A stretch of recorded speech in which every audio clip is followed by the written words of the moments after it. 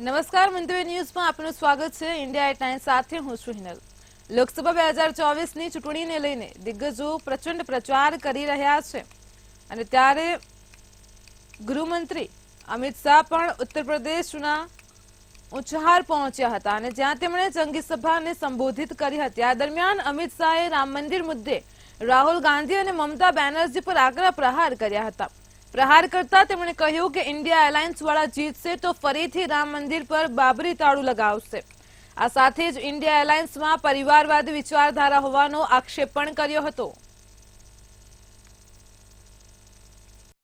कांग्रेस वाले ये कहते हैं कि राम मंदिर का प्राण प्रतिष्ठा ढंग से नहीं हुआ है।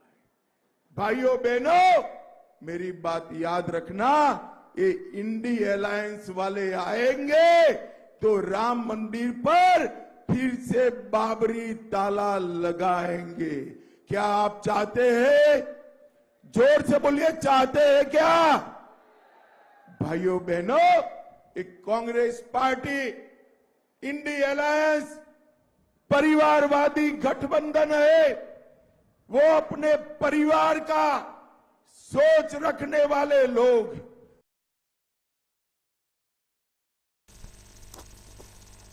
તો ગૃહમંત્રીએ કોંગ્રેસ પર આકરા પ્રહારો કર્યા હતા। લોકસભા 2024ની ચૂંટણીના 3 તબક્કા હજુ પણ બાકી છે। તે દરમિયાન નેતાઓ પ્રચાર કરી રહ્યા છે। વિપક્ષ અને પક્ષ એકબીજા પર આકરા પ્રહારો કરી રહ્યા છે। ગૃહમંત્રી અમિત શાહે રામ મંદિરને લઈને કોંગ્રેસ પર આકરા પ્રહાર કરતા જણાવ્યું છે કે જો કોંગ્રેસ જીતી જશે તો તે બાબરી તાળું લગાવશે। તો તે દરમિયાન તેમની જંગી સભામાં મોટી સંખ્યામાં લોકો પણ ઉપસ્થિત રહ્યા હતા।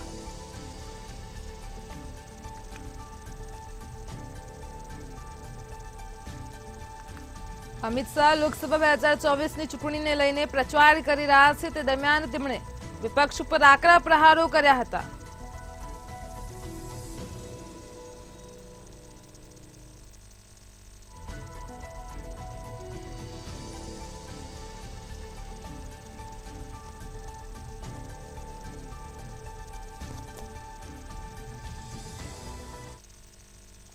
દિલ્હી મહિલા આયોગના પૂર્વ અધ્યક્ષ અને આમ આદમી પાર્ટીના વર્તમાન રાજ્યસભા સાંસદ સ્વાતિ માલીવાલ સાથે દિલ્હી મુખ્યપ્રધાન આવાસમાં કથિત રીતે થયેલી મારપીટ અંગે રાજકારણ ગરમાયું છે। સ્વાતિએ સીએમ અરવિંદ કેજરીવાલના પર્સનલ આસિસ્ટન્ટ વિભવ કુમાર વિરુદ્ધ એફઆઈઆર નોંધાવી છે તો નોર્થ ડિસ્ટ્રિક્ટ પોલીસની ટીમ અને ક્રાઇમ બ્રાન્ચ એક્શનમાં આવી ગઈ છે। સૌથી પહેલા દિલ્હી પોલીસની ટીમ મોડી રાત્રે વિભવ કુમારના ઘરે પહોંચી જ્યાં તે મળ્યો ન હતો। તેની પત્ની ઘરે હાજર હતી, જે બાદ રાત્રે 3 વાગ્યા સુધી સ્વાતિની મેડિકલ તપાસ કરવામાં આવી હતી। હવે શુક્રવારે સવારે દિલ્હી પોલીસ સ્વાતિને લઈને 30 હજારી કોર્ટ પર પહોંચી હતી તો સ્વાતિનું નિવેદન સીઆરપીસીની કલમ 164 હેઠળ નોંધવામાં આવ્યું છે।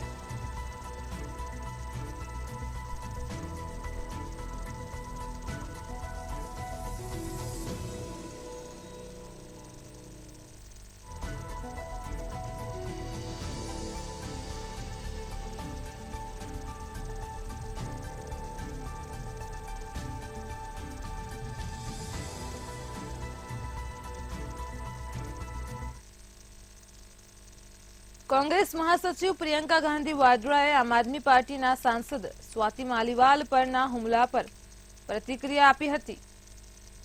તેમણે વિશ્વાસ વ્યક્ત કર્યો કે દિલ્હીના મુખ્યપ્રધાન અરવિંદ કેજરીવાલ સ્વાતિ માલીવાલ દ્વારા ઉઠાવવામાં આવેલા મુદ્દાની સંપૂર્ણ તપાસ કરશે અને મામલાના સંતોષકારક નિરાકરણની પણ ખાતરી કરશે।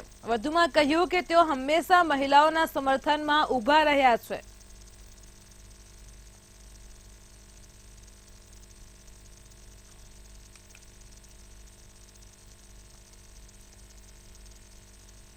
સ્વાતિ માલીવાલ સાથેના ગેરવર્તણૂકને લઈને કેન્દ્રીય નાણામંત્રી અને ભાજપના નેતા નિર્મલા સીતારમણે પ્રેસ કોન્ફરન્સ કરી હતી, જેમાં દિલ્હીના મુખ્યમંત્રી અરવિંદ કેજરીવાલ પર નિર્મલા સીતારમણે આકરા પ્રહાર કર્યા હતા।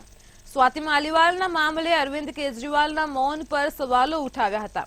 નિર્મલા સીતારમણે કહ્યું કે રાજ્યસભાના સાંસદે કેજરીવાલની અને પોતાની જ પાર્ટીની નજીકની વ્યક્તિ સાથે ગેરવર્તણૂક કરી હતી।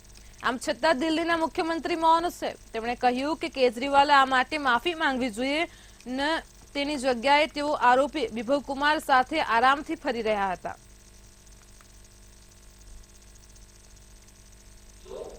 दिल्ली महिला आयोग के चीफ थे और महिला के विषय में इतनी सारे बातें करने वाले चीफ मिनिस्टर आज तक उसके ऊपर एक भी शब्द नहीं बोला। सीएम के घर में जब सीएम खुद बैठे हुए हैं उनके अपने घर में और उनके राइट हैंड माना जाता है जो विभव कुमार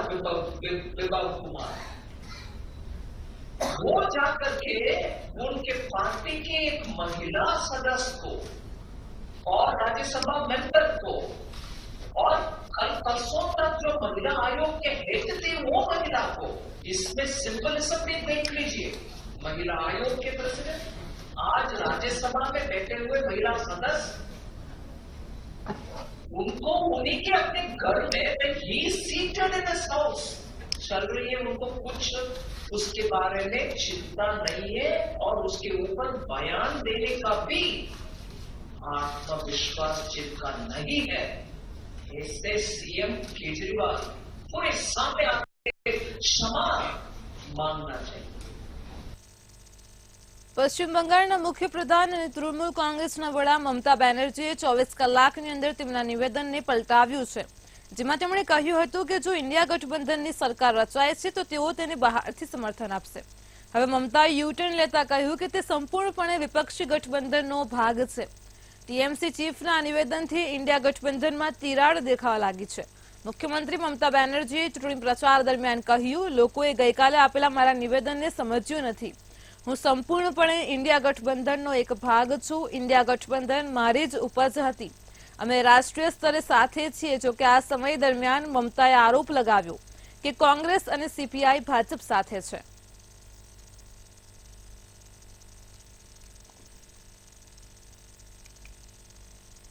કર્ણાટકના સીએમ સિદ્ધારમૈયાએ વડાપ્રધાન નરેન્દ્ર મોદી પર દેશના ભાગલા પાડવાનો આરોપ લગાવ્યો છે।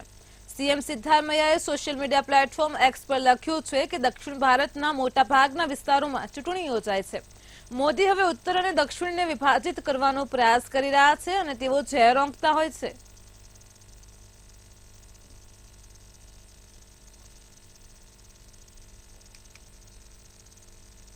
કોંગ્રેસે સીએમ ડોક્ટર મોહન યાદવ અંગે ચૂંટણી પંચને ફરિયાદ કરી છે। કોંગ્રેસનો આરોપ છે કે હરિયાણામાં ચૂંટણી પ્રચાર દરમિયાન મુખ્યમંત્રીએ ધર્મના નામે વોટ માંગ્યા હતા અને કોંગ્રેસો માટે અભદ્ર ભાષા બોલ્યા હતા। મધ્યપ્રદેશ કોંગ્રેસના ઉપાધ્યક્ષ અને ચૂંટણી કાર્યના પ્રભારી જેપી ધનોપિયાએ મુખ્ય ચૂંટણી કમિશનરને મોકલેલા ફરિયાદપત્રમાં સીએમ ડોક્ટર મોહન સામે કાર્યવાહી અને પ્રચાર પર પ્રતિબંધની માંગણી કરી છે। જેપી ધનોપિયાએ પત્રમાં કહ્યું કે ડોક્ટર મોહન યાદવે પોતાના ભાષણમાં ધર્મનો દુરુપયોગ કર્યો। ભગવાન રામના નામ પર મતદારો પાસે વોટ માંગ્યા। તેમણે પોતાના ભાષણમાં કોંગ્રેસ પક્ષ માટે અપશબ્દોનો ઉપયોગ કર્યો હતો।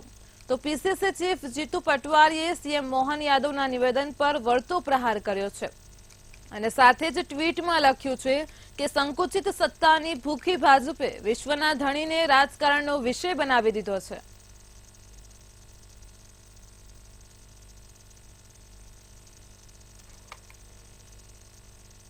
થોડા દિવસો પહેલા દિલ્હીના સીએમ અરવિંદ કેજરીવાલે પીએમ નરેન્દ્રની નિવૃત્તિ પર ટિપ્પણી કરી હતી। તેમણે કહ્યું હતું કે 1 વર્ષ પછી નરેન્દ્ર મોદી વડાપ્રધાન પદેથી રાજીનામું આપશે અને અમિત શાહને પીએમ બનાવવામાં આવશે। તો સીએમ કેજરીવાલના આ દાવા પર ભાજપના નેતાઓ સતત જવાબ આપી રહ્યા છે।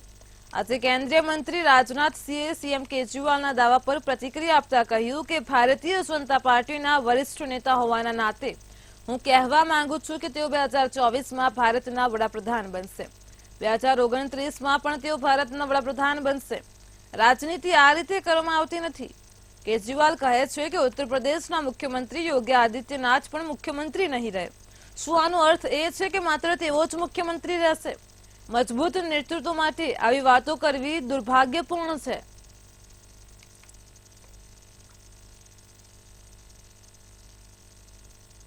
રક્ષામંત્રી રાજનાથસિંહ લોકસભા ચૂંટણીના પ્રચાર માટે ઉત્તર પ્રદેશના બલિયા પહોંચ્યા હતા। જાહેર સભાને સંબોધતા તેમણે કહ્યું, સાયકલ ચેન બંધ થઈ ગઈ છે। તેમણે 2014માં જ સાયકલની ચેન ઉતારી હતી। સાયકલને 10 વર્ષ સુધી ચેન ન હોય તો તે કેવી રીતે આગળ વધશે? કોંગ્રેસની હાલત પણ ખરાબ છે। જે રીતે વિશ્વમાંથી ડાયનોસોર અદૃશ્ય થઈ ગયા છે, તેવી જ રીતે કોંગ્રેસ પણ ભારતમાંથી અદૃશ્ય થઈ જશે।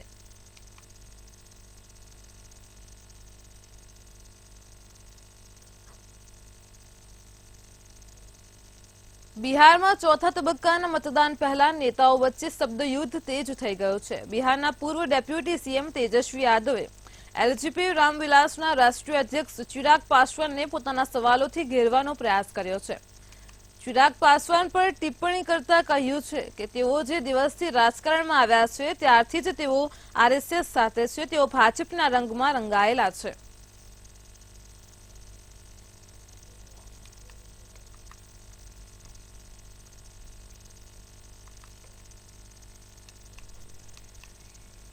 પીપલ્સ ડેમોક્રેટિક પાર્ટીના પ્રમુખ મહેબૂબા મુફ્તીએ આરોપ લગાવ્યો હતો કે કાશ્મીરમાં લોકશાહીનું ઉલ્લંઘન કરવામાં આવી રહ્યું છે। મહેબૂબાએ કહ્યું, શૌકત પંડિતને પોલીસે ઝડપી લીધો છે અને ચુગલ પોલીસ સ્ટેશનમાં કસ્ટડીમાં રાખ્યો છે। આ તે લોકોના કહેવા પર કરવામાં આવ્યું છે જેઓ તેને પ્રચાર કરતા રોકવા માંગે છે। મહેબૂબાના આરોપો પર પોલીસ તરફથી કોઈ નિવેદન આવ્યું નથી।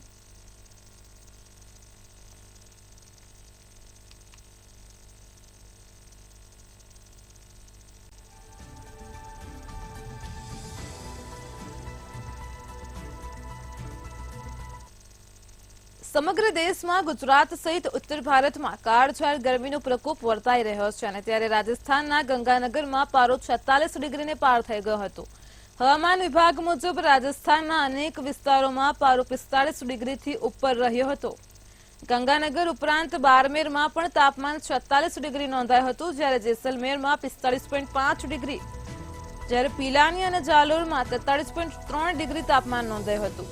બીજી બાજુ દિલ્હીમાં પણ તાપમાન 42.5 ડિગ્રી નોંધાતા રાજધાનીમાં આજનો દિવસ સિઝનનો સૌથી વધુ ગરમ દિવસ રહ્યો હતો।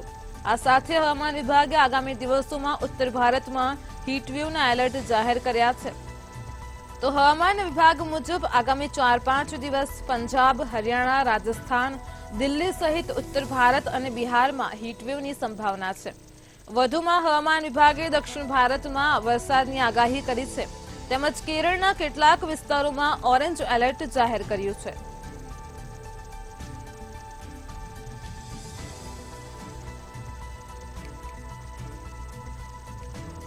તો રાજ્યમાં ગરમીનો પ્રકોપ જોવા મળી રહ્યો છે। રાજસ્થાનમાં તીવ્ર ગરમીથી જે સ્થિતિ ઊભી થઈ છે, સાથે જ વાત કરીએ ગુજરાતની તો ગુજરાતમાં પણ ગરમીનો પ્રકોપ છે। ઉત્તર ભારતમાં પણ કાળઝાળ ગરમીનો પ્રકોપ યથાવત છે।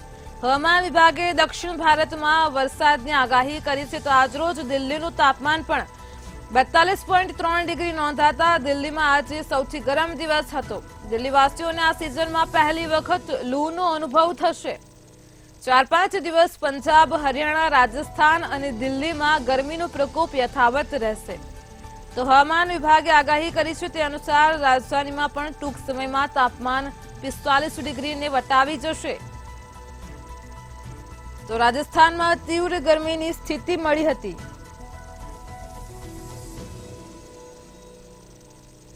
ગુજરાત સહિત ઉત્તર ભારતમાં કાળઝાળ ગરમીનો પ્રકોપ છે। તો હવામાન વિભાગે દક્ષિણ ભારતને લઈને વાવાઝોડા સાથે વરસાદની આગાહી પણ વ્યક્ત કરી છે।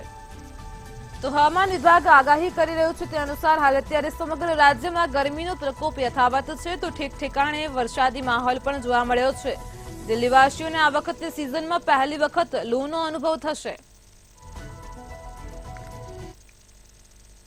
કાલ બૈસાખી વાવાઝોડાની અસર પશ્ચિમ બંગાળમાં જોવા મળી રહી છે। વાવાઝોડાના કારણે કેરીઓ લેતા બાળકો ઉપર વીજળી પડી હતી। વીજળી પડવાથી કુલ 11ના મોત થયા છે, જ્યારે અન્ય 2 લોકો ઘાયલ થયા છે। તો તમામ મૃત્યુ પશ્ચિમ બંગાળના માલદા જિલ્લામાં થયા છે। તોફાનની અસર સૌથી વધુ માલદા અને મુર્શિદાબાદમાં જોવા મળી હતી। પોલીસે જણાવ્યું છે કે મૃતકોમાં 2 સગીર હતા, બંને પોલીસ સ્ટેશન વિસ્તારના રહેવાસી હતા। તો જ્યારે 3 માલદા પોલીસ સ્ટેશન વિસ્તારના શાહપુરના રહેવાસી હતા। અન્ય 2 ગઝોલ પોલીસ સ્ટેશનના અદીના અને રતુઆ પોલીસ સ્ટેશનના બાલાપુરના હતા। તો હરિશ્ચંદ્રપુરમાં ખેતરમાં કામ કરતી વખતે એક દંપતીનું મોત થયું છે। બાકીના તમામ અંગ્રેજી બજાર અને માણિકચક પોલીસ સ્ટેશન વિસ્તારના રહેવાસી હતા।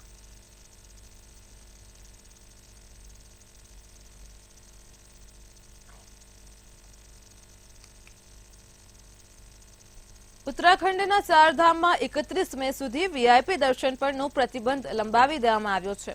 અગાઉ આ પ્રતિબંધ 25 મે સુધી લંબાવવામાં આવ્યો હતો. તો ચારધામ યાત્રા માટે કેદારનાથ, બદ્રીનાથ, ગંગોત્રી અને યમુનોત્રી ખાતે ભક્તોની ભારે ભીડ જે પ્રશાસન માટે પડકાર બની રહેતા આ નિર્ણય લેવાયો છે.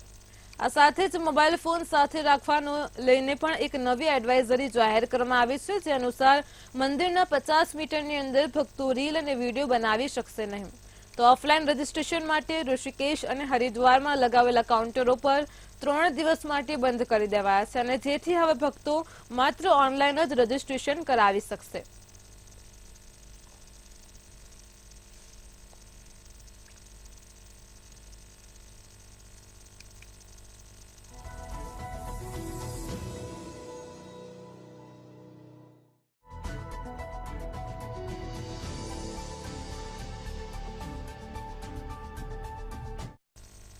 નેપાળે ભારતીય મસાલા કંપનીઓ સામે મોટી કાર્યવાહી કરી છે. એમડીએચ અને એવરેસ્ટ મસાલા પર પ્રતિબંધ મૂક્યો છે. તો નેપાળે એમડીએચ અને એવરેસ્ટ એમ 2 ભારતીય બ્રાન્ડના મસાલાની આયાત, ઉપયોગ અને વેચાણ પર પ્રતિબંધ મૂક્યો છે. નેપાળના ખાદ્ય પ્રૌદ્યોગિકી અને ગુણવત્તા નિયંત્રણ વિભાગે આ મસાલામાં જંતુનાશક ઇથિલિન ઓક્સાઇડ હોવાની સંભાવનાના રિપોર્ટના આધારે મસાલા ઉપર પ્રતિબંધનો મહત્વનો નિર્ણય લીધો છે. હાલ નેપાળે આ મસાલાઓમાં ઇથિલિન ઓક્સાઇડનું પરીક્ષણ પણ શરૂ કરી દીધું છે. હોંગકોંગના food regulator centre for food સેફ્ટીએ કહ્યું હતું કે આ મસાલામાં જંતુનાશકો ઇથિલિન ઓક્સાઇડ હોય છે, જે કેન્સરનું જોખમ ઊભું કરે છે, અને ત્યારે એમડીએચ અને એવરેસ્ટના 4 મસાલા ઉત્પાદનો પર પ્રતિબંધ મૂકવામાં આવ્યો હતો. હાલ આ બંને બ્રાન્ડના મસાલામાં ઇથિલિન ઓક્સાઇડની તપાસ ચાલી રહી છે, અને અંતિમ અહેવાલ નહીં આવે ત્યાં સુધી તે યથાવત રહેશે.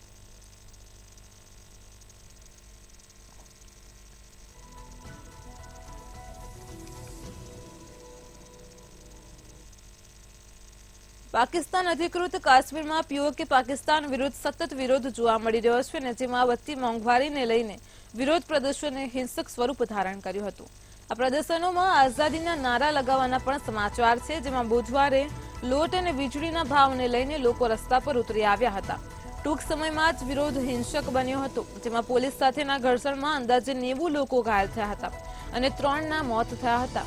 ત્યારબાદ પાકિસ્તાન સરકાર ગભરાઈ ગઈ છે. શહબાઝ શરીફે તરત જ મુઝફ્ફરાબાદની મુલાકાત લીધી અને રાજ્ય સરકાર સાથે બેઠક કર્યા પછી આ મુદ્દાઓને ઉકેલવા માટે એક સમિતિ બનાવવાનો નિર્ણય કર્યો છે.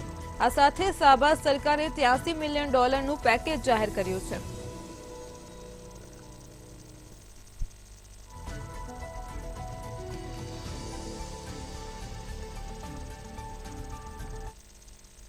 પાંચમી વખત રશિયાના રાષ્ટ્રપતિ બન્યા બાદ વ્લાદિમીર પુતિન ચીન પહોંચ્યા હતા. તેઓ ચીનના રાષ્ટ્રપતિ શી જિનપિંગને મળ્યા હતા.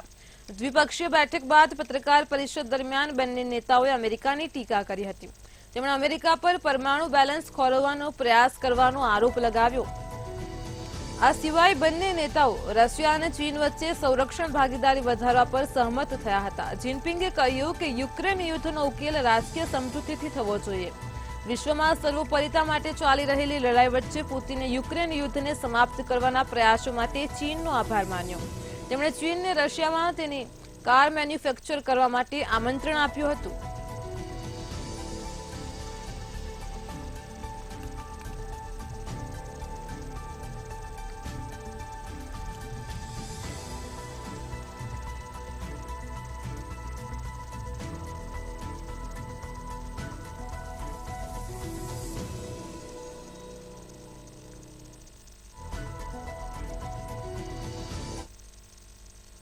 પીએમ મોદીએ યુપીના બારાબંકીમાં એક રેલીને સંબોધતા કહ્યું કે જો સમાજવાદી પાર્ટી અને કોંગ્રેસ સત્તામાં આવશે તો રામલલ્લા ફરી એકવાર તંબુમાં જતા રહેશે અને તે રામ મંદિર પર બુલડોઝર ફેરવી નાખશે. તેમણે યોગીથી ટ્યુશન લેવું જોઈએ કે બુલડોઝર ક્યાં ફેરવવું છે અને ક્યાં નહીં. પીએમ મોદીએ કહ્યું કે ભાજપના નેતૃત્વ હેઠળનું ગઠબંધન એ દેશની ભલાઈ માટે કામ કરી રહ્યું છે. આ સાથે તેઓએ જણાવ્યું કે જેમ જેમ ચૂંટણી આગળ વધી રહી છે તેમ તેમ ઇન્ડિયા ગઠબંધનના સભ્યો તૂટવા લાગ્યા છે. ભાજપની હેટ્રિકનો દાવો કરતા પીએમ મોદીએ કહ્યું કે ઇન્ડિયા ગઠબંધન દેશમાં અસ્થિરતા પેદા કરવા માટે લોકસભા ચૂંટણી લડી રહ્યું છે. અખિલેશ સામે કટાક્ષ કરતા પીએમ મોદીએ કહ્યું કે અખિલેશને મમતા બેનર્જીના સ્વરૂપમાં નવા ફોઈ મળી ગયા છે. તે બંગાળમાં છે. ફોઈએ કહી દીધું છે કે તે ઇન્ડિયા ગઠબંધનને ટેકો આપશે, પણ બહારથી જ.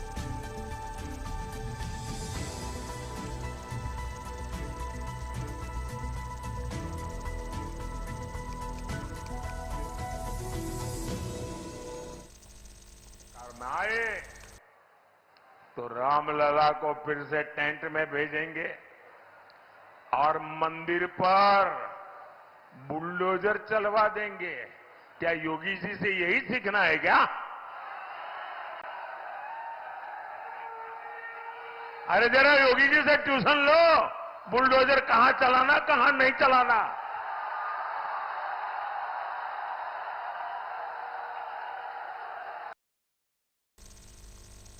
દિલ્હીના સીએમ અરવિંદ કેજરીવાલની ધરપકડ સામે કરાયેલી અરજી પર આજે સુપ્રીમ કોર્ટમાં સુનાવણી હાથ ધરવામાં આવી હતી। આ સુનાવણી દરમિયાન ઈડીએ દાવો કર્યો છે કે દિલ્હી શરાબ કૌભાંડ કેસમાં તે આજે જ આમ આદમી પાર્ટી સામે ચાર્જશીટ દાખલ કરી। આ સુનાવણી દરમિયાન જસ્ટિસ સંજીવ ખન્નાએ કહ્યું કે તમારી પાસે પુરાવા છે, પરંતુ તપાસ અધિકારીએ ત્યાં સુધી કોઈની ધરપકડ ન કરવી જોઈએ કે જ્યાં સુધી તે આરોપીને દોષિત સાબિત કરી શકે, તેટલા પૂરતા પુરાવા ન હોય।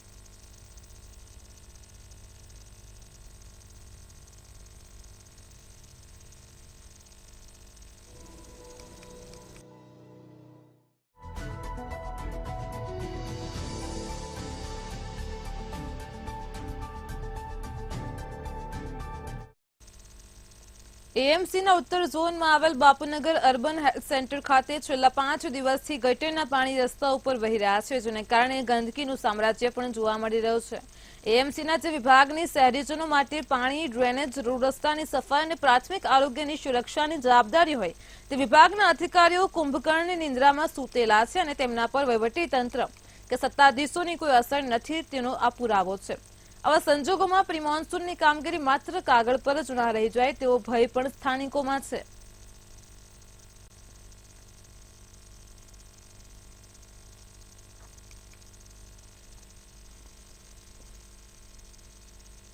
જે રીતે આ મોંઘા કરવેરા લેવામાં આવે છે અને એની સામે શહેરીજનોની સુવિધાના નામે માત્ર મીંડું છે। હું માનું છું કે અમદાવાદ મ્યુનિસિપલ કોર્પોરેશનના સત્તાધીશો શહેરીજનોના, નગરજનોના ટેક્સના પૈસે માત્ર ને માત્ર એસી ઓફિસોમાં ને ગાડીઓમાં ફરે છે અને ચૂંટણી સમયે જ મત માંગવા માટે આવે છે અને ક્યાંક ને ક્યાંક વહીવટી તંત્રના જે આ સરકારી બાબુઓ છે એના પર કોઈ પણ પ્રકારનું આ લોકોનું કંટ્રોલિંગ નથી કે કોઈ પણ પ્રકારનું આ લોકોની પકડ નથી, એવું સ્પષ્ટ દેખાઈ આવે છે।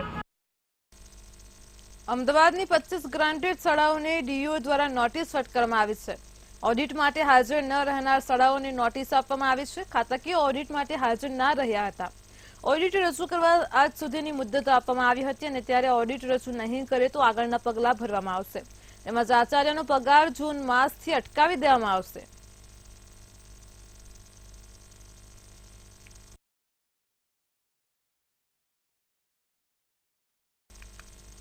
ડાંગ જિલ્લામાં આવેલ વાવાઝોડાના કારણે જિલ્લાના અનેક ગામોમાં તારાજીના દ્રશ્યો જોવા મળ્યા હતા। ભારે વાવાઝોડાના કારણે અનેક જગ્યાએ મોટા પાયે નુકસાન થયું છે, જ્યારે સિવારીમાળ ગામના લગભગ તમામ ઘરોને નુકસાન થયું છે। ગામના 80 થી વધુ ઘરોના છાપરા સહિત લોકોનો ઘર વખરીનો સામાન પણ આ વાવાઝોડામાં ઉડી ગયો હતો, જ્યારે એક મકાન પણ જમીનદોસ્ત થયો હતો, જેમાં રહેતા પરિવારના 7 સભ્યો દબાઈ ગયા હતા।